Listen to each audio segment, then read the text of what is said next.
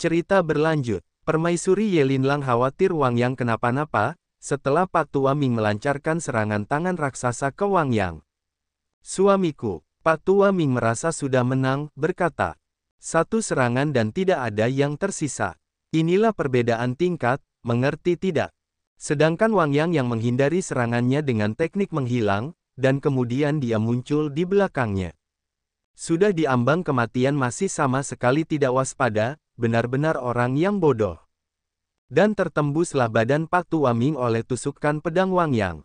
Ini sebenarnya adalah teknik apa? Wang Yang menanggapi. Jenis teknik apa, kamu bahkan tidak layak untuk mengetahuinya. Permaisuri bertanya ke Wang Yang. Suamiku, apakah kau benar-benar baik-baik saja dengan pukulan barusan? Aku merasa sangat terkejut dan ketakutan melihatnya. Sedangkan Wu Xuanji bilang, Master, biarkan Xuanji membantumu memeriksa tubuhmu. Wang Yang menanggapi, tidak apa-apa, berhentilah bercanda, bagaimana mungkin sesuatu bisa terjadi padaku. Di sisi Yin Mei Niang, dia berpikir, kakak Wang Yang ini tampan dan tangguh, kekuatannya terlihat sangat mendalam, sepertinya dia adalah sandaran yang baik. Saat Wang Yang mau pergi, sistem memanggilnya. Tuan rumah, tolong jangan pergi terburu-buru. Hadiah untuk misi ini belum diselesaikan. Wang Yang bertanya. Hadiah, bukankah kamu biasanya sudah menyelesaikannya lebih awal? Apa mungkin haidmu datang lagi? Sistem membalas. Diam. Kamu yang sedang haid. Ah, baik, sepertinya sudah mau datang. Wang Yang jadi bingung, dalam hatinya. Kondisi sistem ini agak mirip dengan yang terakhir kali, apakah itu berarti bahwa hadiahnya? Keadaan sistem Go sedikit mirip dengan yang terakhir kali. Mungkinkah hadiahnya semacam pecahan surga? Kemudian sistem mengeluarkan sebuah batu pecahan berwarna biru. Sistem merasa senang. Luar biasa, dapat banyak. Tuan rumah, kami telah mendapatkan serpihan kedua dari hukum alam. Setelah itu mereka berpindah ke ruang kesadaran Wang Yang. Sistem berkata, Tuan rumah, cepat letakkan dan lihat apakah ada perubahan. Wang Yang bertanya, apakah ada hal di dunia ini yang kamu tidak tahu? Sistem menjawab, ini, hukum alam ini adalah hukum yang merupakan dunia ini dan milik keberadaan tertinggi. Izin dari sistem ini belum sepenuhnya terbuka, jadi ia tidak maha mengetahui dan maha kuasa. Wang Yang menanggapi, masih belum maha mengetahui dan maha kuasa. Seandainya aku tahu seperti ini, aku tidak akan tertipu olehmu. Kemudian Wang Yang mulai meletakkan pecahan itu. Dan ketika pecahan itu diletakkan, muncullah cahaya kuning. Dan perubahan jalan catur Wang Yang. Tetap pada hal-hal sederhana level 9, menuju jalan kebodohan kelas 8.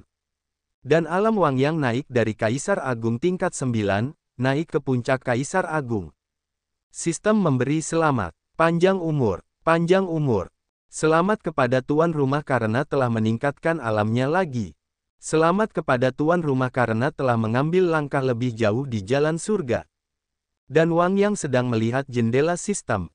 Bidak catur, 9/12.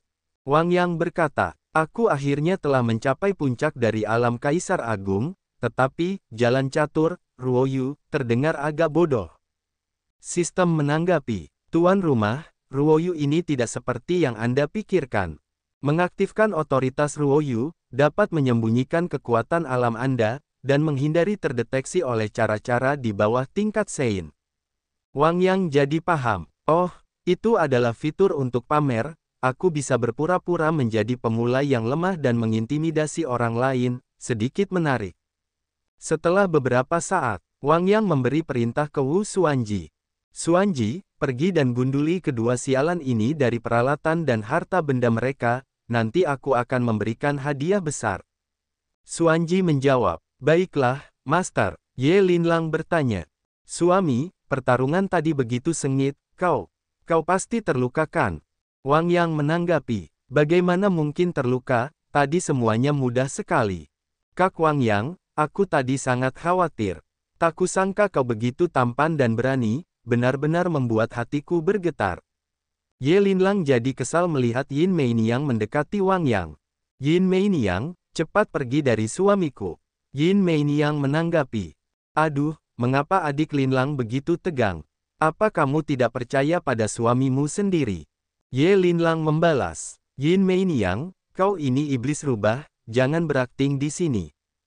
Pikiran kecilmu, jangan berharap orang lain tidak bisa melihatnya. Yin Meiniang menanggapi, tidak menyangka adikku begitu cerdas, aku memang berencana untuk membalas budi kakakku yang telah menyelamatkan nyawaku. Dan mereka berdua mengeluarkan auranya masing-masing. Ye Linlang, tubuh kebajikan Dharma tingkat pertama Kaisar. Sedangkan Yin Meiniang, alam budidayanya di level Kaisar Agung tingkat 8. Ye Linlang berkata, rubah, jika kamu berani menyentuh sehelai rambut pun di tubuh suamiku, aku akan menghancurkanmu menjadi abu. Yin Meiniang menanggapi, saudari Linlang, apakah kamu yakin ingin bertarung? Keluarga budak berada di alam Kaisar Agung tingkat 8. Melihat mereka bertengkar, Wang Yang berencana kabur. Yah, aku akan pergi melihat bagaimana hasil perampokan Suanji. Wanita yang bertengkar itu terlalu menakutkan, cepat lari. Sistem tertawa, haha, tuan rumah, Anda juga punya hari ini. Dan di sisi Wu Suanji, dia terlihat bahagia setelah merampok barang-barang mereka. Lapor Master, aku telah mengambil semua barang berharga dari mereka. Setelah melihat rampasan itu, Wang Yang berkata, mengapa dinasti Suanyu begitu miskin, seluruh tubuhnya hanya memiliki kitab rahasia yang rusak ini sebagai barang suci, lainnya semua adalah sampah tingkat kekaisaran. Suanji, simpan barang-barang ini dengan baik, cari kesempatan untuk mengembalikannya ke Sekte Pedang Roh. Suanji menanggapi, baik, Master. Beberapa waktu kemudian, berita kekalahan Kaisar Suanyu menyebar.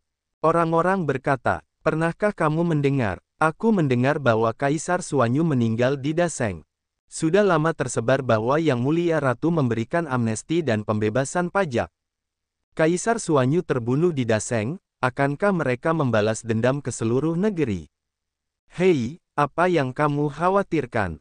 Raja kami bijaksana dan berkuasa, tak tertandingi di dunia.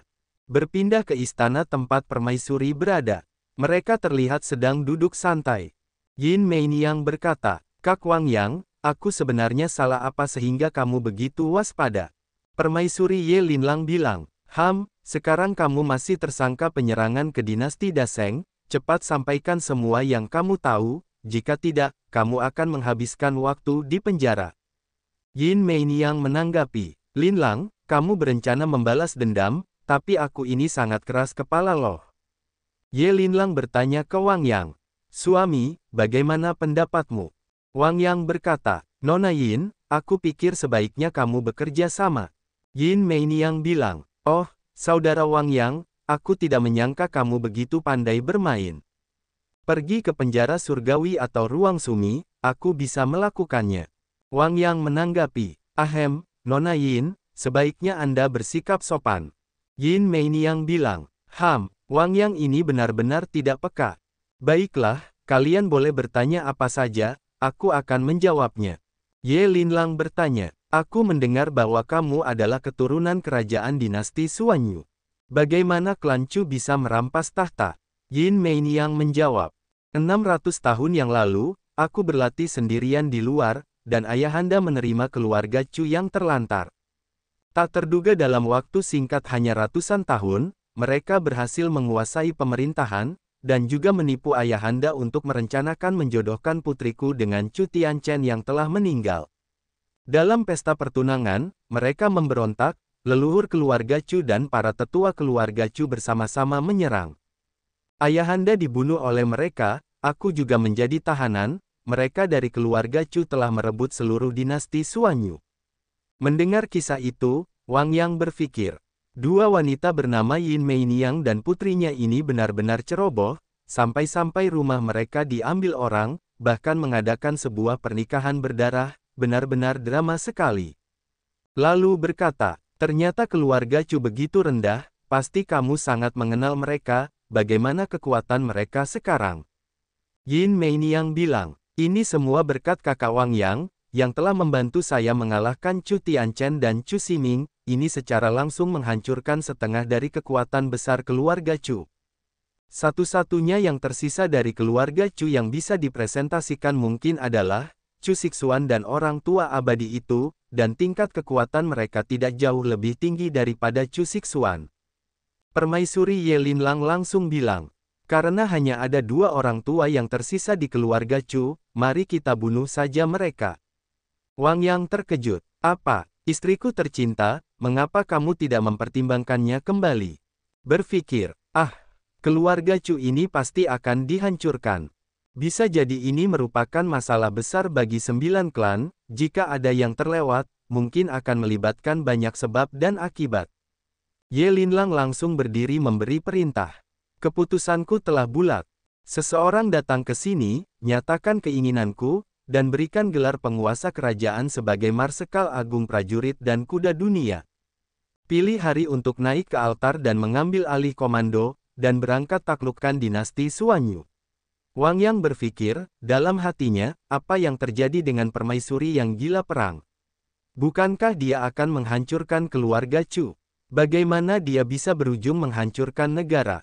Yin Meiniang berkata, wow, Kak Wang Yang sangat mendominasi, sehingga dia bahkan memulai perang untuk menghancurkan sebuah negara demi saya. Sangat mengharukan. Wang Yang menanggapi, diamlah, dan berhenti membakar api.